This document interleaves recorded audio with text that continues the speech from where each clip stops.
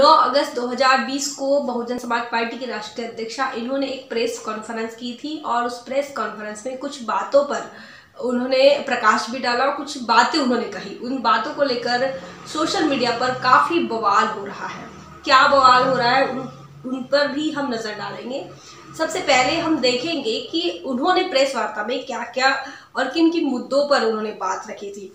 पहली बात उन्होंने कही कि भगवान परशुराम प्रतिमा भी वो स्थापित करेंगे। साथ ही उनके साथ इसी के साथ उन्होंने यह भी कहा कि भगवान परशुराम के नाम का अस्पताल भी बहुजन समाज पार्टी की अगर सरकार बन जाती है तो वो जरूर बनाएंगे। दूसरी बात उन्होंने यह भी कहा क्षत्रिय और वैश्य इन समाज के लोगों को भी उनका संदेश था। उन्होंने कहा कि अगर आप भी चाहते हैं कि आपके भी महापुरुषों का मान सम्मान हो तो आप हम बहुजन समाज पार्टी की तरफ से उनके भी महापुरुषों का हम सम्मान करने के लिए तैयार हैं। साथ ही उन्होंने अन्य और मुद्दों पर उन्होंने ध्यान दिया, बात की। एक जैसे कि कोरोना काल में जो लोगों को बदहाली हुई, लोगों को जो तकलीफ हुई, लोगों को जो दिक्कतें आई, उन बात को लेकर बहन जी ने सरकार को घेरा और उन्होंने कहा कि सरकार ने इस बात को लेकर कुछ नियम बनाने थे और कड़े कड़े नियम बनाने थे और कुछ उपाय योजनाएं करनी चाहिए थी, लेकिन सरकार ने इन बातों की तरफ ध्यान नहीं दिया। सरकार प्योर राजनीति करना चाहती है, ना कि लोगों के तकलीफों पर, ना कि लोगों के दर्दों पर बात करना चाहती है, ना ही उसका सॉल्यूशन करना चाहती है, ऐसा भी उनका कहना था।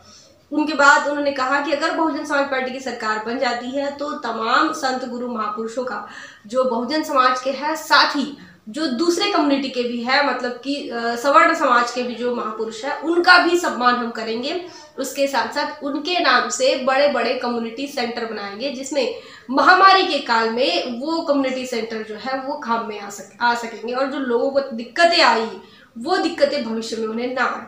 साथ ही उन्होंने यह भी कहा कि अब ये जो कोरोना काल का जो संकट आया है, उन्होंने ये भी कहा कि हम इस बात के हम यह भी चाहते हैं कि इस प्रकार की नौबत अब भविष्य में कभी ना आए। यह भी उन्होंने कामना की है। साथ ही उन्होंने तीसरी बात उन्होंने यह कहा कि बीजेपी ने जो शिलान्यास किया है राम मंदिर का अयोध्या में, उस शिलान्यास को प्रधानमंत्री गए और आरएसएस के प्रमुख गए और भी कुछ लोगों को उन्होंने बुलाया। 200 लोगों को उन्होंने सूची जारी की थी और उन लोगों को वहां पर बुलाया था। लेकिन देश के राष्ट्रपति रामनाथ कोविंद जो कि दलित है, उन्होंने आमंत्रित नहीं किया, उन्हें वहां पर बुलाया नहीं गया। इस बात को लेकर बहन जी ने कहा कि अगर राष्ट्रपति जी को भी बुला लिया होता तो बहुत अच्छी बात होती, क्योंकि इससे समाज को एक अच्छा मैसेज जाता था कि राम मंदिर का शिलान्यास हो रहा है और वहां पर भी दलित रिप्रेजेंटेटिव उपस्थित है। इस बात को लेकर भी उन्होंने बीजेपी को घेरा। उसके साथ साथ दूसरी बात, बीजेपी जिस प्रकार दलित हितैषी होने का दावा करती है, दलित हितैषी होने का ढिंडोरा हमेशा पीटते रहती है, तो उनका यह भी कहना है कि जिस प्रकार बीजेपी दलित हितैषी है, आरएसएस दलित हितैषी है, इस बात को जाहिर करने के लिए उन्होंने एक दलित को महामंडलेश्वर घोषित किया था, नियुक्त किया था। लेकिन उस महामंडलेश्वर को उन्होंने मंदिर के शिलान्यास के कार्यक्रम में नहीं बुलाया और इस बात को लेकर महामंडलेश्वर और काफी लोग जो है वो निराश हुए, वो काफी गुस्साए हुए थे। तो इस पर भी उन्होंने अपनी बात फिर से कही, उन्होंने ट्वीट करके भी यह बात कही थी। इसके साथ साथ प्रेस वार्ता में भी वो ये बात कह रहे हैं कि उन्हें भी बुला लिया होता तो बहुत अच्छा होता। इसी से साफ जाहिर होता है कि बीजेपी हो या फिर आरएसएस हो, ये कितने दलित प्रेमी हैं।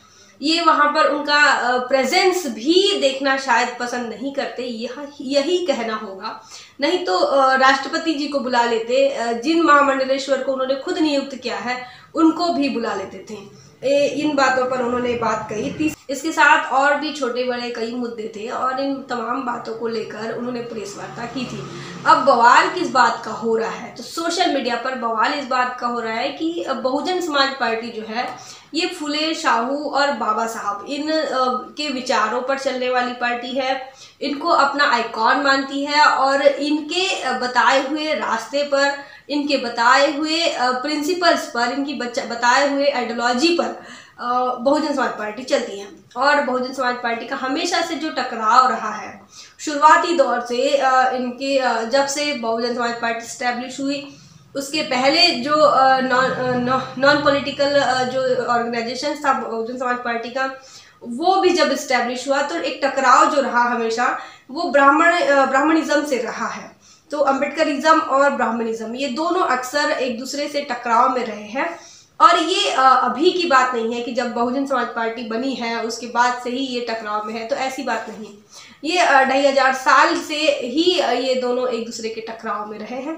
तो उस समय 2500 साल पहले उसी अम्बेडकरिज्म को बुद्धिज्म कहा जाता था। बुद्ध की फिलॉसफी भी ब्राह्मणिज्म से टकराव में रही है। और अब वो जो है वो वही बुद्धिज्म जो है और वो अम्बेडकरिज्म जो है वो अभी ब्राह्मणिज्म की टकराव में है। तो काफ़ी जो लोग हैं बहुजन समाज पार्टी के वोटर्स है, बहुजन समाज पार्टी के सिंपेथाइजर है, खुद बहन कुमारी मायावती जी, इनके अपने जो लोग हैं आज वो भी उनके इस बयान को नहीं समझ पा रहे हैं और वो भी सोशल मीडिया पर लगातार उनके खिलाफ बातें लिख रहे हैं, उनके खिलाफ बातें कह रहे हैं। हमने देखा कि कुछ लोग यह भी लिख रहे हैं फेसबुक पर कि बहुजन समाज पार्टी की जो राष्ट्रीय अध्यक्ष है वो फिलहाल पार्टी की विचारधारा से, आइडियोलॉजी से वो भटक गई है और इसी वजह से वो भगवान परशुराम के मंदिर बनाने की, प्रतिमा बनाने की और अस्पताल बनाने की बात कर रही हैं। ये बात आज उन पर आरोप लग रहे हैं। यह ऐसा क्यों हो रहा है? बहुजन समाज पार्टी के और खुद बहन कुमारी मायावती जी, इनके जो वोटर्स है, इनके सिंपैथाइजर है, इनको मानने वाले लोग हैं, आज ये सवाल कर रहे हैं कि क्या बहुजन समाज पार्टी अपने विचारधारा से भटक गई है? क्या बहुजन समाज पार्टी अब ब्राह्मणों के महापुरुषों का मान सम्मान करेगी? ये तमाम बातों को लेकर आज सोशल मीडिया पर चर्चाएं चल रही है। तो सबसे पहले ये चर्चा करने वाला जो वर्ग है, ये जो बहुजन समाज पार्टी के आलोचक है, इसमें कई जो लोग हैं वो सिंपैथाइजर भी है और कई जो लोग हैं वो आलोचक भी हैं।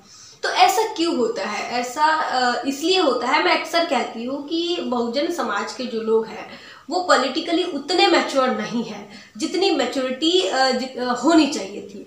जितने मैच्योर बहुजन समाज के लोगों की पार्टी है, जितनी मैच्योर और जितनी बड़ी बहुजन समाज के लोगों की लोगों की पार्टी है, उतने मैच्योर समाज के लोग नहीं हो पाए। और यही एक दिक्कत जो है वो समाज की दिक्कत हमको नजर आती है और इसीलिए वो अपने नेता की ही आलोचना अक्सर करते हुए नजर आते हैं। यही बात आप बीजेपी के लोग, बीजेपी के वोटर, बीजेपी का समाज जो है, सवर्ण समाज, उनके साथ ये कभी नहीं होता, या फिर वो ऐसा कभी नहीं करते, अपने नेताओं की आलोचना नहीं करते, अपने नेताओं के बयान पर बयानों पर वो कई लोग तो पर्दा भी डालते, कई लोग वाहवाही करते हैं, लेकिन वो आलोचना नहीं करते, कभी यह नहीं करते कि क्या वो रास्ते से भटक गए हैं। कुछ उदाहरण मैं याद दिलाना चाहूंगी। बाबा साहब का इंग्लैंड का एक जो घर है वो बीजेपी ने खरीदा 125वीं जयंती के अवसर पर।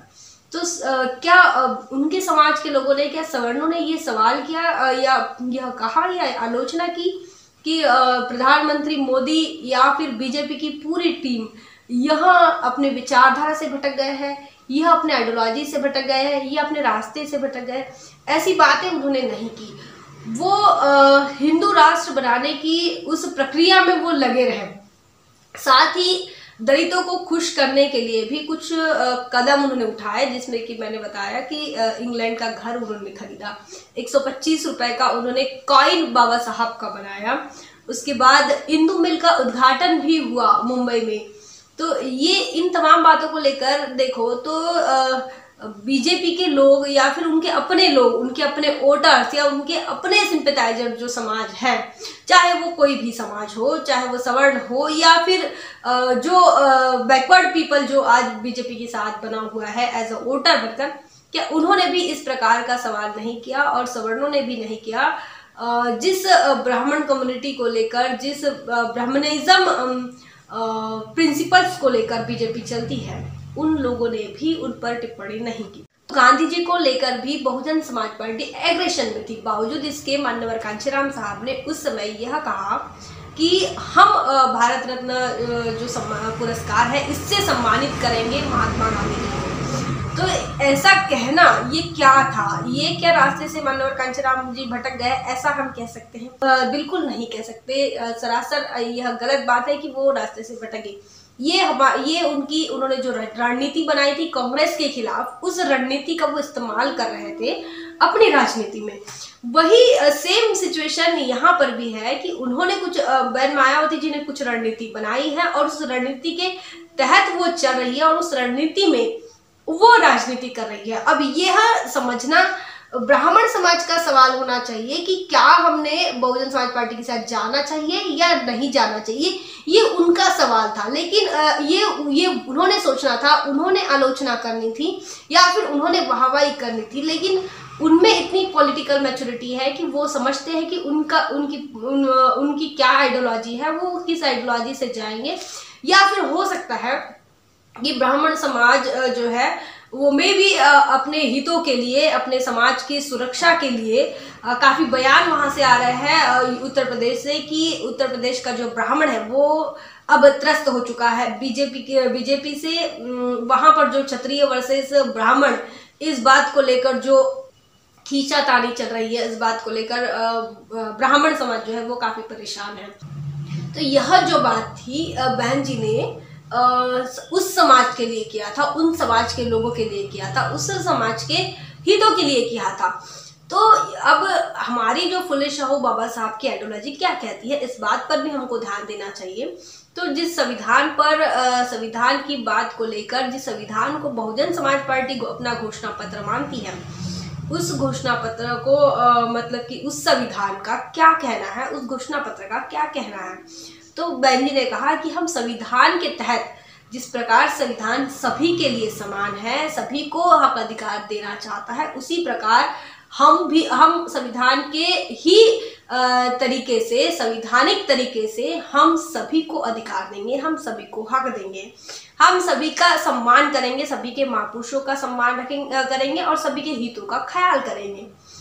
इन बातों को लेकर इस तरीके से यही नजरिया उनका था और इस नजरिए को लेकर उन्होंने अपनी बात रखी।